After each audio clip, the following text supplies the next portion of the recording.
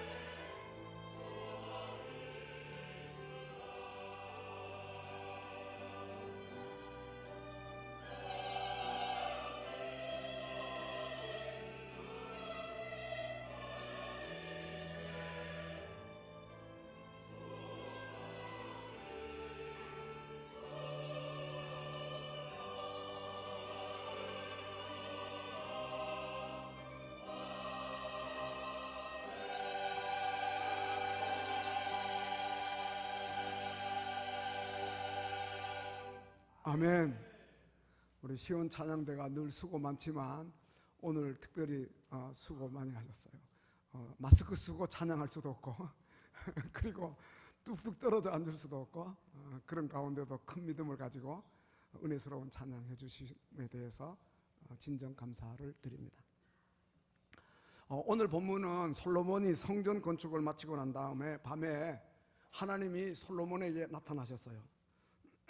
그리고 말씀하시기를 내가 이미 내 기도를 들었다. 그래서 이곳을 택해서 내게 제사하는 성전으로 삼았다. 그러면서 혹 내가 하늘을 닫고 비를 내리지 않거나 또 메뚜기들에게 토산을 먹게 하거나 그리고 전염병이 내 백성 가운데 유행하게 할 때에 내 이름으로 일컫는 내 백성이 그들의 악한 길에서 떠나서 스스로 낮추고 기도하여 내 얼굴을 찾으면 내가 하늘에서 듣고 그리고 죄를 사하고 그들의 땅을 고치겠다. 이렇게 말씀하고 계십니다. 지금 우리나라는 이 중국 우한에서 발생한 코로나 바이러스 감염으로 인해서 매우 불안해하고 있습니다. 중국은 말할 것도 없이 확진자도 많고 또 사망자도 엄청나지 않습니까?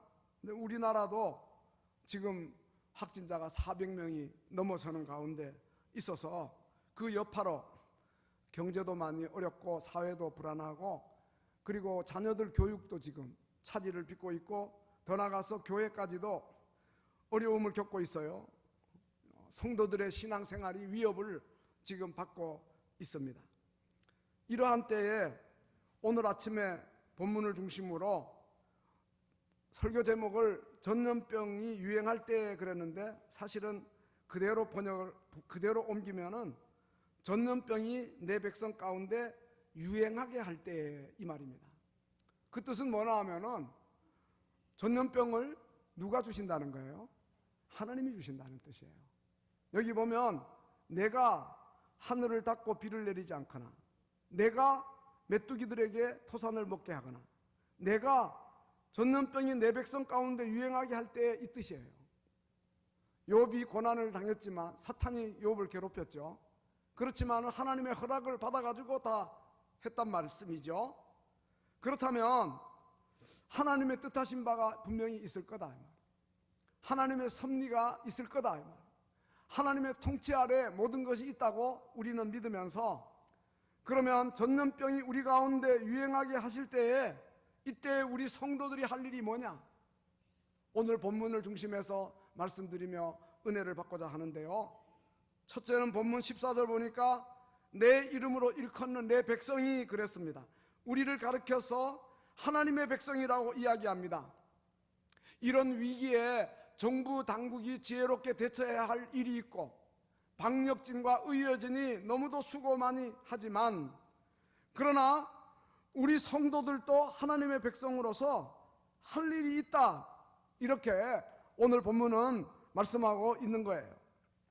요한복음 1장 12절에서는 영접하는 자 곧 그 이름을 믿는 자는 하나님의 자녀가 되는 권세를 주셨다 그랬는데 하나님의 자녀를 구약의 표현으로는 하나님의 백성입니다.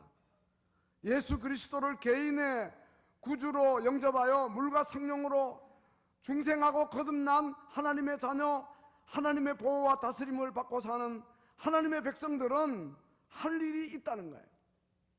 베드로 사도는 베드로전서 2장 9절에서 너희는 택한 족속이요 또 왕같은 제사장이요 그의 소유된 백성이라 거룩한 나라다 이렇게 이야기하고 있는데 하나님의 자녀되고 하나님 백성되고 하나님의 그러한 거룩한 백성되고 왕같은 제사장된 우리들이 이 큰 위기에 해야 할 일이 뭔가 하나님이 전염병을 이 백성 중에 유행하게 하실 때에 우리가 무엇을 해야 하는가 오늘 본문은 말씀하고 있습니다.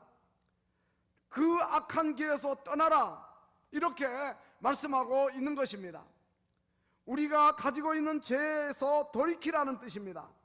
먼저 우리의 지은 죄를 잡아가고 회개하라는 뜻입니다. 여러분 회개는 지은 죄를 애통하는 것이죠.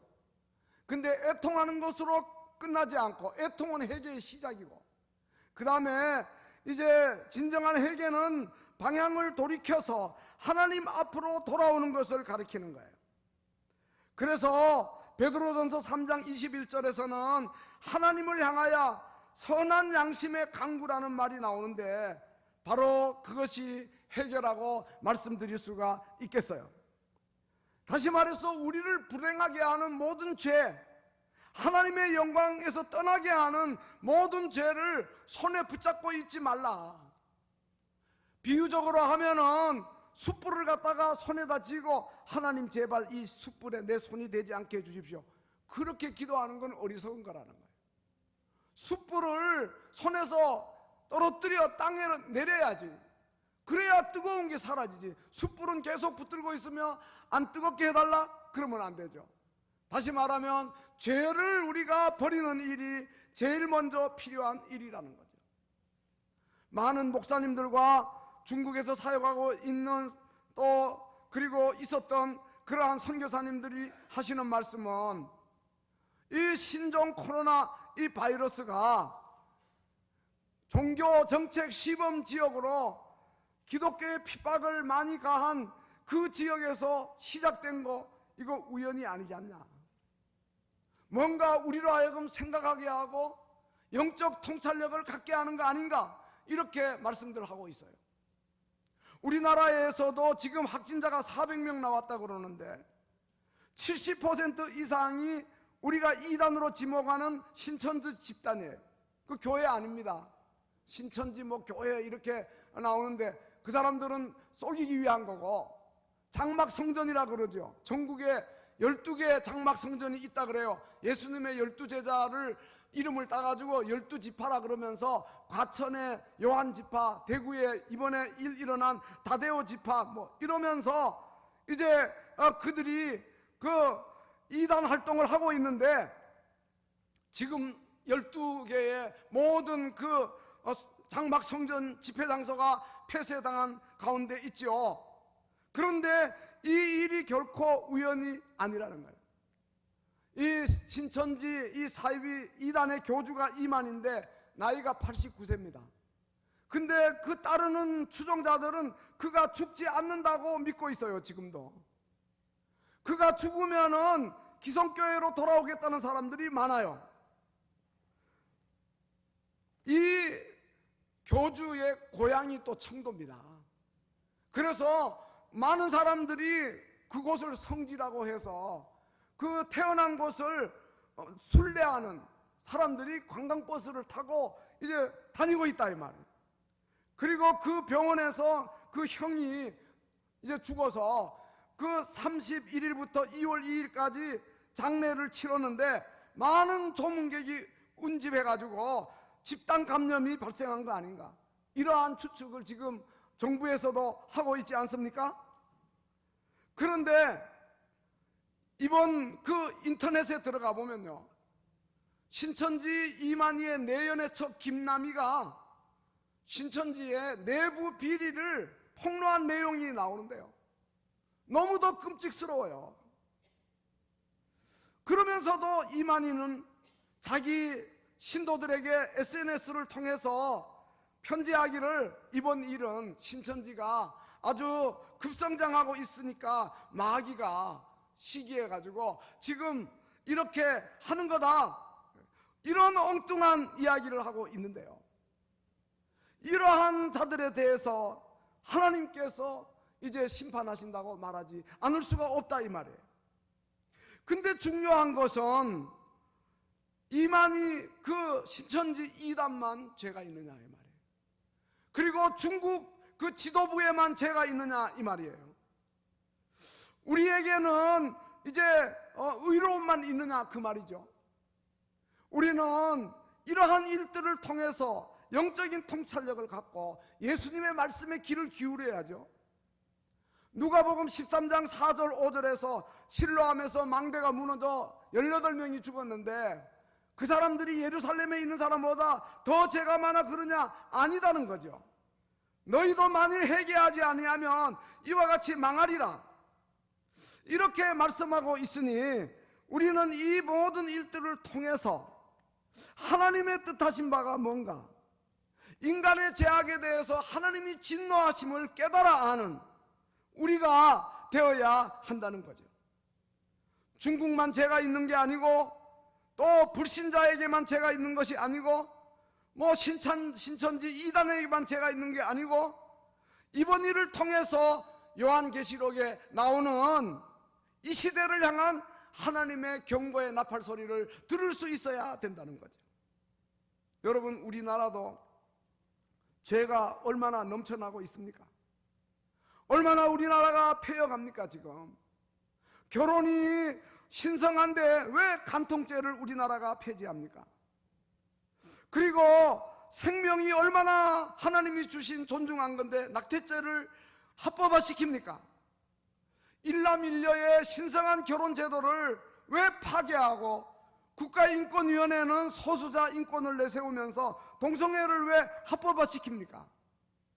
그러니까 병사 가운데 성전환을 하고 여군되겠다고 나오죠. 어떻게 하나님 싫어하는 일만 골라서 하는지, 하나님이 원치 않는 일만 골라서 하는지, 정말 이 나라가 하나님 두려운 줄 모르고 살아가고 있지 않나 하는 것이죠. 우리는 반드시 하나님 원하는 길로 가야 합니다. 그러므로 우리 성도들이 앞장서서 회개해야 합니다. 회개가 우리가 사는 길이에요. 뭐 마스크만 부지런히 쓰고 손만 잘 씻는다고 우리가 사는 게 아니고, 우리의 살 길은 하나님께 있음을 기억하고 그 일도 해야지만은, 그보다도 중요하게 하나님에게로 방향을 바꾸어 우리의 악을 버리고 하나님께로 돌아와야 된다는 거예요. 그리고 우리가 다 왕같은 제사장의 사명을 감당해야 된다는 거예요. 이 백성의 죄를 짊어지고 슬픈 마음으로 하나님 앞에 나와 우리의 죄를 자복하고 회개하고 눈물로 기도해야 된다.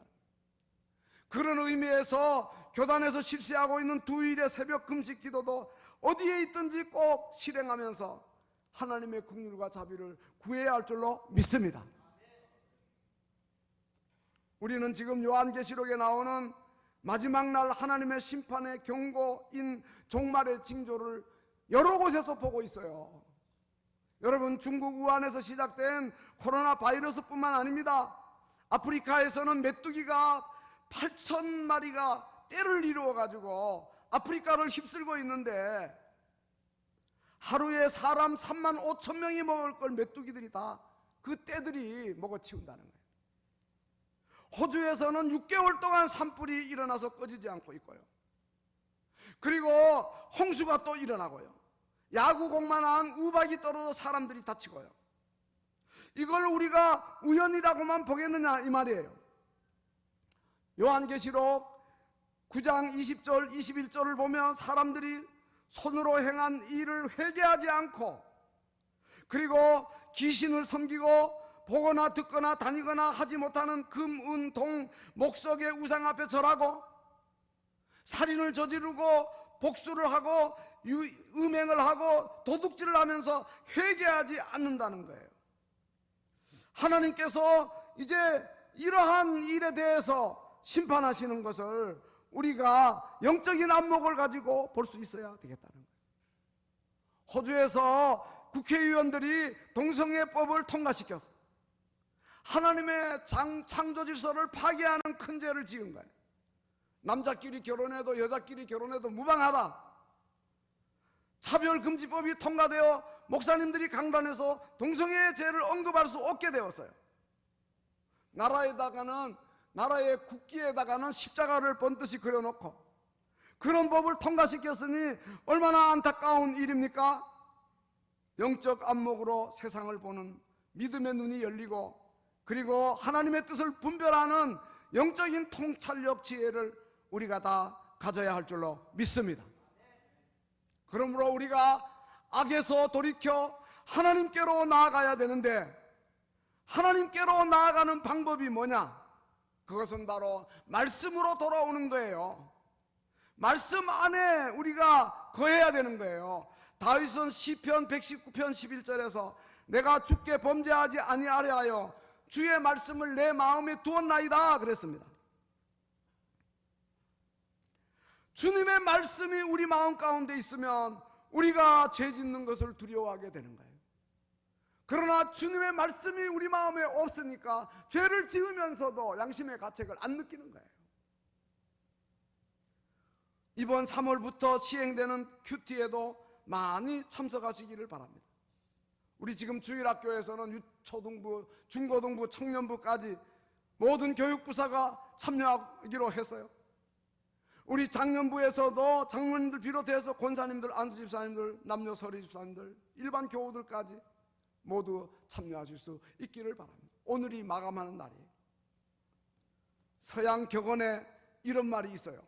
하도 성경을 많이 읽고 줄을 긋고 표시를 하고 해가지고 성경 부피가 두꺼워지고 좀 깨끗이 못하게 되었는데, 최민자 권사님 그 요양원에 계서 신방 가보니까 하도 성경을 많이 봐서 진짜 성경이 이렇게 두꺼워요. 그래가지고 새 성경으로 바꿔드리기도 했는데요, 이제 그와 같이 되었으면 내 마음이 깨끗해진다는 거예요. 그렇지만은 너무 성경을 안 봐가지고 주일날 올 때만 와서 열어보고 그 다음에는 집에 갖다 모셔놓고 성경은 깨끗해도 우리의 마음이 깨끗이 못할 수가 있다는 거예요. 그러므로 사랑하는 성도 여러분, 하나님의 말씀을 부지런히 살핍시다. 그 말씀의 뜻이 무엇인가 깨달읍시다. 그 말씀을 나의 삶과 인격에 적용하고 그 말씀대로 부지런히 삽시다. 시편 1편에서 복 있는 사람이 누구라 그랬습니까? 여호와의 율법을 즐거워하고 그 율법을 주야로 묵상하는 자라고 하지 않습니까? 그가 시냇가에 심은 나무가 철을 따라 열매를 맺으며 그 잎사귀가 마르지 아니함 같이 그가 하는 모든 일이 다 형통하리로다 라고 하지 않습니까? 우리가 하나님의 말씀을 가까이 하면 하나님 앞으로 다가서는 것이고, 그러면 우리의 삶에 놀라운 변화가 올 줄로 믿습니다. 큐티로 유명한 우리들 교회 김양재 목사님, 여자 목사님인데 그 간증하는 거 보면 그는 어려서부터 신앙생활 열심히 했기 때문에 교회에 오면 목사님이 회개하라 설교하면 나는 별로 회개할 것 없는데 교회 열심히 나가고 부모님들에게 순종 잘하고 그리고 공부도 열심히 해서 서울대 음대 출신이에요. 서울대까지 가고 선생님들에게 칭찬받고 예의 바르고 외모가 반듯하고 그러니까 특별히 회개할 것 없다 이래 생각했다는 거예요.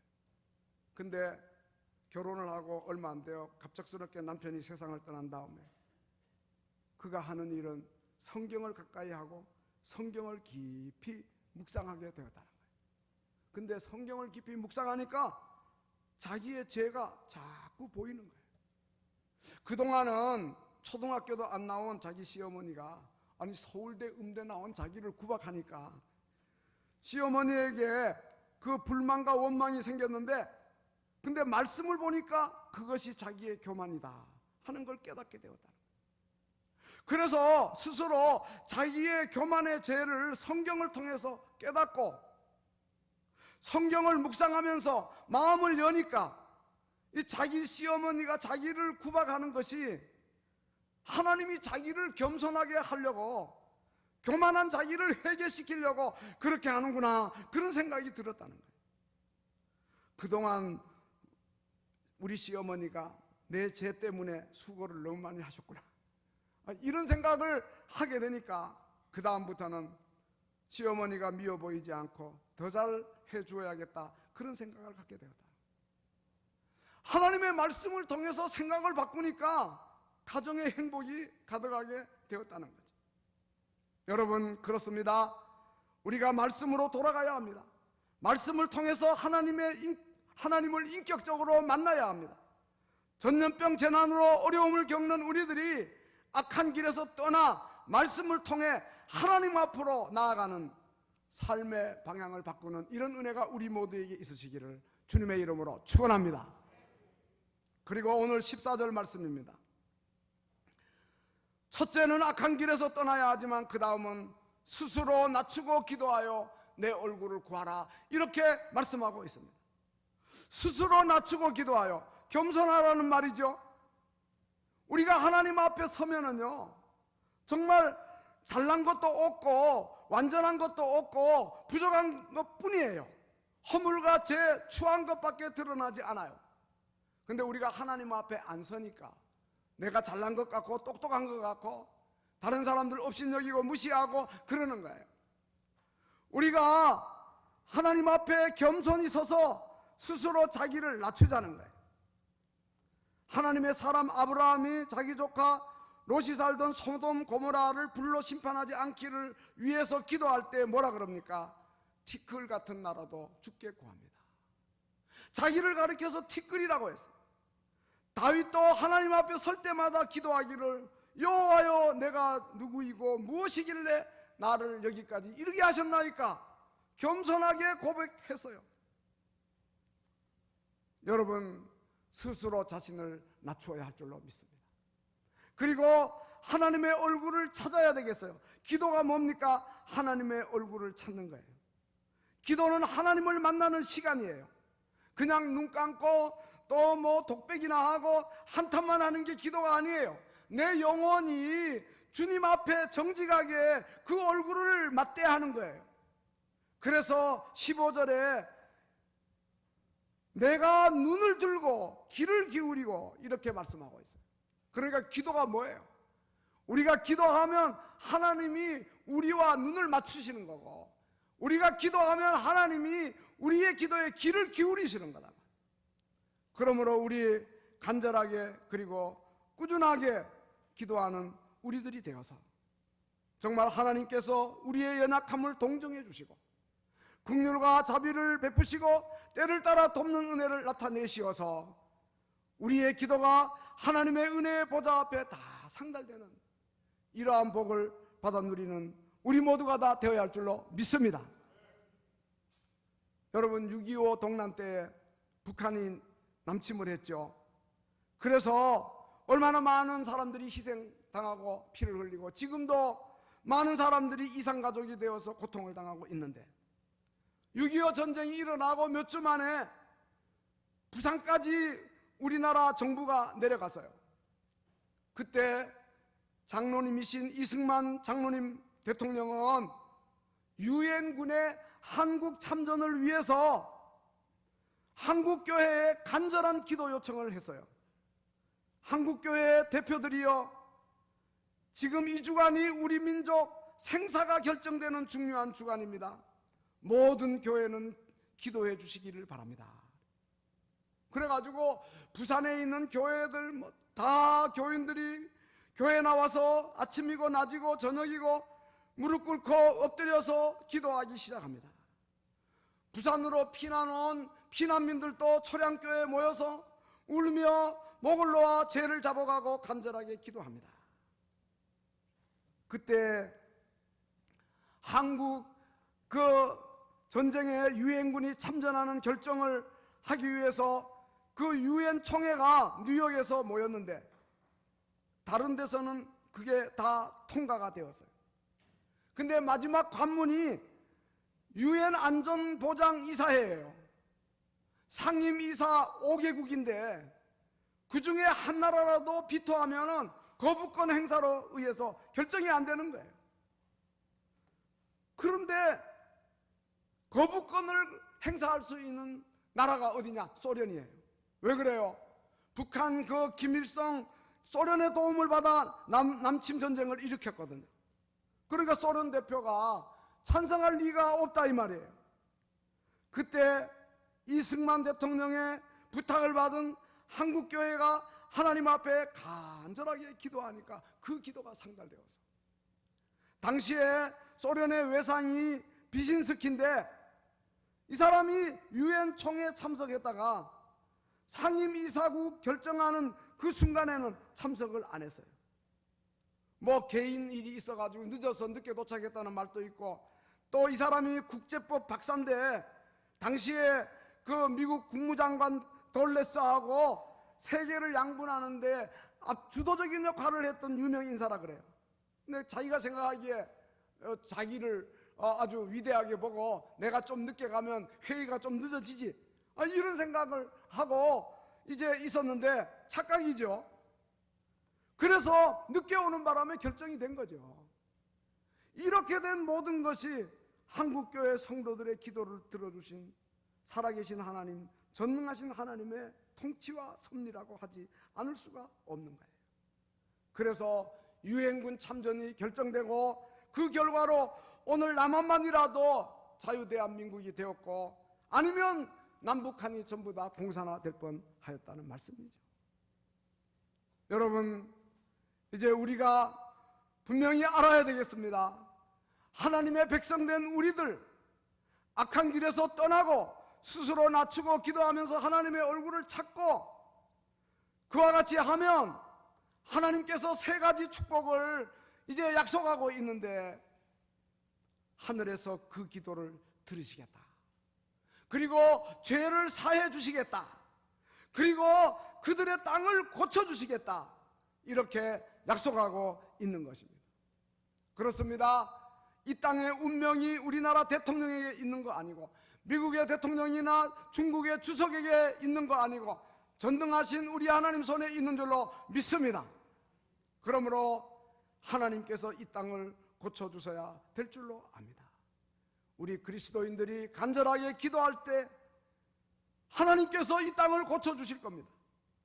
자신을 위해 기도하고, 가족을 위해 기도하고, 나라와 민족을 위해 기도하고, 세계 열방을 위해 기도할 때에 주님은 우리의 죄를 사하시고 그리고 이 땅을 고쳐주실 것이니 우리 모두가 다 기도의 자리로 나와야 하겠습니다. 소돔 고모라 성이 죄가 많아서만 망한 게 아니에요. 의인 10명이 없어가지고 불심판을 받았어요.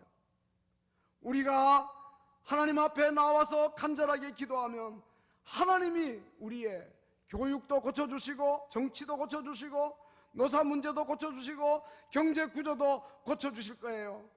전능하신 하나님이 이 땅을 고쳐주셔야 우리나라의 앞날에 희망이 있는 것입니다. 그러므로 그 은혜가 우리에게 임하도록 간절하게 기도하는 우리 모두가 되고, 또 하나님이 우리의 죄를 사하시고 이 땅을 고쳐주시는 이러한 복을 누리는 우리 모두가 되어야 할 줄로 믿습니다. 다윗이 그 말기에 그 나라에 전염병이 와가지고 7만 명이 희생되었어요. 그 백성들이 전부 다 크게 두려워합니다. 근데 그 원인이 뭐냐? 다윗이 말년에 인구조사를 했기 때문이에요. 요압 장군을 시켜가지고 인구조사를 했는데, 역대상 21장 5절을 보면 그 요압이 보고할 때 칼을 빼는 자의 숫자라고 그렇게 이야기했어요. 다윗이 인구조사한 목적은 바로 군사가 많다, 막강한 군사력을 가지고 있다, 나는 이런 크고 강한 나라의 왕이다, 자기 영웅심에서 그러한 행동을 한 거예요.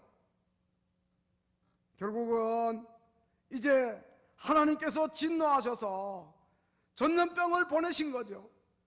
그때 이제 이 다윗은 자기의 죄를 깨닫고 하나님 앞에 회개하는 거예요. 전염병이 와가지고 많은 사람들이 죽어가는 것을 볼 때 너무도 참담했거든요. 역대상 21장 8절을 보면 내가 이 일을 행함으로 큰 죄를 범하였나이다.